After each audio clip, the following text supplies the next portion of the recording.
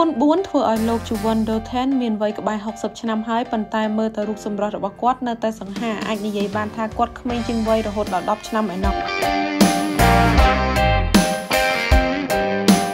លោក Chuando គឺជាជនជាតិសិង្ហបុរីគាត់កើតនៅឆ្នាំ1966បើគិតមកដល់បច្ចុប្បន្ននេះគាត់មានវ័យ57ឆ្នាំហើយគាត់ក៏ជាតារាសម្ដែងអ្នកថតម៉ូដនិងជា IT Director ដ៏ល្បីម្នាក់នៅក្នុងប្រទេសសិង្ហបុរីគណនី Instagram របស់គាត់មានអ្នកតាមដានរហូតដល់ 1.3 លាននាក់ដោយសារតែរូបរាងវ័យក្មេងរបស់គាត់បានធ្វើឲ្យគាត់ក្លាយទៅជាគំរូរបស់មនុស្សជាច្រើននិងជាកម្លាំងចិត្តឲ្យមនុស្សជាច្រើនងាកមកតាមដានពីការរស់នៅរបៀបថែស្បែកថែសុខភាពរបស់គាត់ឲ្យងាកមកស្រឡាញ់រូបសម្រស់របស់ខ្លួនឯងហើយគាត់ក៏ល្បីខ្លាំងមែនទែនជាច្រើនឆ្នាំមកហើយនៅក្នុងបណ្ដាញសង្គមអ៊ីនធឺណិតយើងគ្រាន់តែធ្វើការវាយឈ្មោះរបស់គាត់ចូលទៅក្នុង YouTube Google គឺចេញព័ត៌មានរបស់គាត់មកច្រើនខ្លាំងមែនទែនហើយអាចកំបាំងដែលធ្វើឲ្យគាត់វ័យក្មេងបែបនេះគឺគាត់តែងតែអនុវត្តរូបមន្ត4ជាប្រចាំថ្ងៃ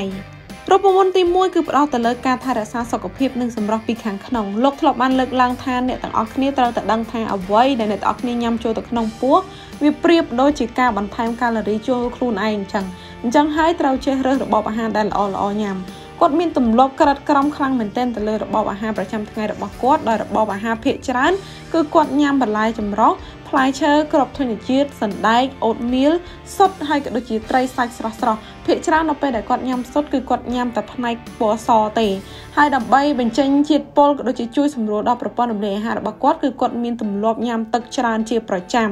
រូបមន្តទី2គឺផ្ដោតទៅលើការហាត់ប្រាណគាត់គឺជាមនុស្សម្នាក់ដែលស្រឡាញ់រូបរាងសង្ហាស្រឡាញ់សាច់ដុំអញ្ចឹងហើយគាត់មានទម្លាប់ហាត់ប្រាណតាំងពីគាត់មានវ័យចូល20ឆ្នាំឯណោះរបៀបដែលគាត់ហាត់ប្រាណគឺគាត់តែងតែទៅជីមលើកដុំដែកលើកទម្ងន់ដើម្បីយករាងនិងយកសាច់ដុំរបស់គាត់ហើយក៏ដូចជាជួយដុតបំផ្លាញកាឡូរីដែលលើសនៅក្នុងខ្លួនផងដែរក្រៅពីនោះគឺគាត់មានទម្លាប់ហាត់កាល់យ៉ូក៏ដូចជាយូហ្គាដើម្បីសម្រួលដល់សុខភាពបេះដូងរបស់គាត់ឲ្យមានសុខភាពល្អហើយរូបមន្តទី3គឺផ្ដោតទៅលើការថែរក្សាស្បែកគាត់គឺជាមនុស្សម្នាក់ដែលអនុវត្តតាមជំហាន skin care តែម្ដងជំហាន skin care ហ្នឹងគឺផ្ដោតទៅលើការលាងសម្អាតស្បែកមុខឲ្យបានស្អាតបន្ទាប់មកត្រូវតែថែរក្សាស្បែកដោយការផ្ដោតសំណើមដោយលាបក្រែមផ្ដោតសំណើមជាប្រចាំនិងចុងក្រោយគឺត្រូវតែការពារស្បែកដោយការលាបឡេការពារកម្ដៅថ្ងៃជាប្រចាំតែម្ដងកន្លែងនេះបងប្រុសគួរតែយកចិត្តទុកដាក់បន្តិចព្រោះអីបរិសុទ្ធភាគច្រើនគាត់គិតថាគាត់អត់ចាំបាច់លាបឡេការពារកម្ដៅថ្ងៃនោះទេមានតែស្រីទេដែលត្រូវការលាបតាមពិតទៅអត់ទេឡេការពារកម្ដៅថ្ងៃគឺត្រូវតែលាបទាំងបរិសុទ្ធទាំងស្ត្រីគឺដើម្បីការពារស្បែករបស់យើងពីការបំផ្លាញពី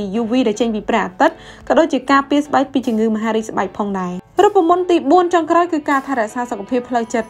ពិតជាបានជះឥទ្ធិពលខ្លាំងមែនទែនដល់សុខភាពរាងកាយយើងទាំងមូលក៏ដូចជារូបសម្រស់របស់យើងអត់មានតែគេម្នាក់ដែលបាក់ចិត្ត stress ច្រើនហើយក្មេងជាងវ័យស្រស់ស្អាតនោះទេមានតែអ្នកដែលបាក់ចិត្តនឹងមុខចាស់ជាងអាយុអញ្ចឹងហើយទៅគាត់ផ្ដោតសំខាន់ទៅលើការថែរក្សាសុខភាពផ្លូវចិត្តដោយគាត់ព្យាយាមគេងឲ្យបានគ្រប់គ្រាន់ហើយជាទូទៅការគេងគឺគេណែនាំឲ្យយើងគេងចន្លោះពី7ទៅ8ម៉ោងក្នុងមួយថ្ងៃ